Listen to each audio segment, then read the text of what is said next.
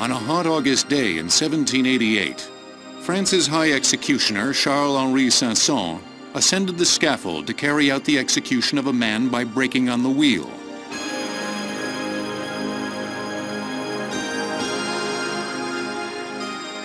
The assembled mob of onlookers suddenly rushed the scaffold and freed the condemned man.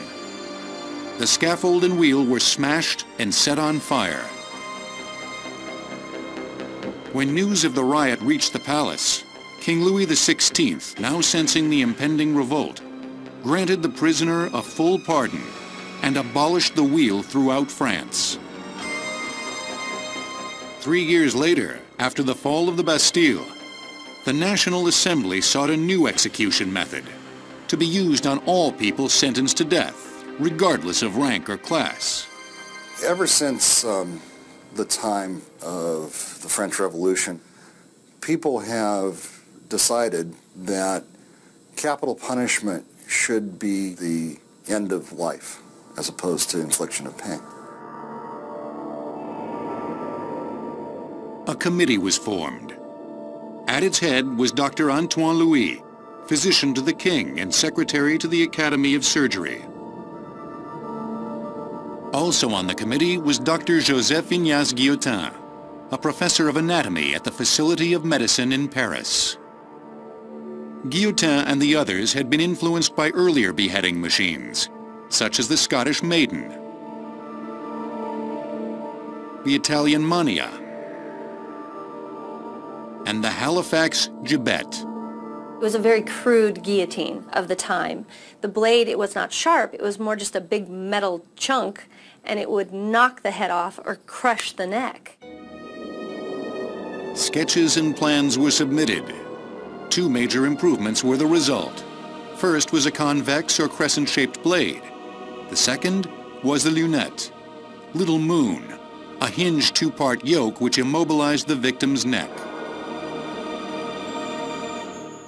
The guillotine was invented with the notion that the blade would quickly sever the head with absolute assurance, and it was believed at the time that that would end life instantly.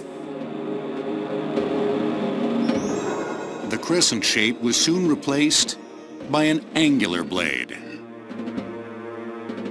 According to one historian's account, this sloping blade design was the idea of the king himself, Louis XVI. Upon seeing the sketches, the king, an amateur locksmith, well known for his mechanical aptitude, insisted that the shape of the convex blade was all wrong.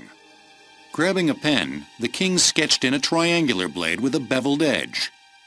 He contended that this blade would cut much cleaner and could accommodate virtually any size neck.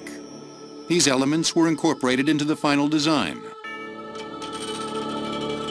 The new machine was tested on cadavers and cattle, and finally deemed ready to be put into service. On April 25th of 1792, the first man to die under its blade was a thief and assassin named Jacques-Nicolas Pelletier. The crowds marveled at the machine's deadly speed and precision. Soon a steady stream of victims would be hauled up the scaffold to meet the new modern machine. 9 months after the first guillotine execution, the king and his wife, Marie Antoinette, would experience firsthand the effectiveness of the sloping blade design.